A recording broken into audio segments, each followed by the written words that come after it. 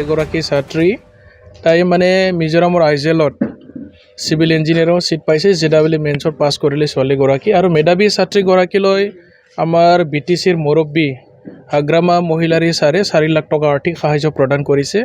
আমি যুৱ BPFৰ এটা দল আহি আজি দৰংগাজুলিত উপস্থিত হৈছোঁ ৰুমি বসুমতাৰীৰ ঘৰত আৰু তাই মানে ইতিমধ্যে এডমিশ্যন পাইছে আৰু তাই মানে কোৰ্সটো কমপ্লিট কৰি এজন মানে ইঞ্জিনিয়াৰ হৈ উঠি আহক আমি ভগৱানৰ ওচৰত প্ৰাৰ্থনা জনাইছোঁ।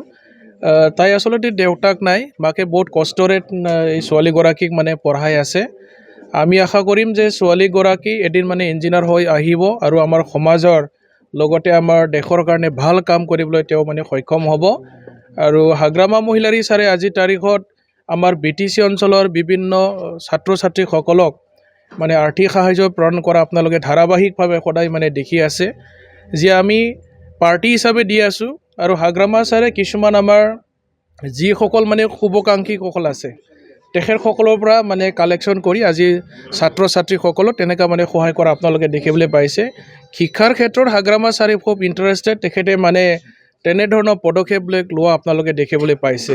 চ' আমি ভাবিম যে আমাৰ BTC অঞ্চলৰ পৰা অনাগত দিনত বহুতখিনি ডক্টৰ আৰু ইঞ্জিনিয়াৰ উচ্চ মানে শিক্ষা লোৱা আমি ছাত্ৰ ছাত্ৰী পাবলৈ গৈ আছোঁ। চ' ইয়াৰ কাৰণে হাগ্ৰামা ছাৰে তেনেকুৱা পদক্ষেপবিলাক আজিৰ তাৰিখত লোৱা আপোনালোকে দেখিবলৈ পাইছে। আমাৰ হাতত দৰখাস্ত 100 বেছি হ'ল।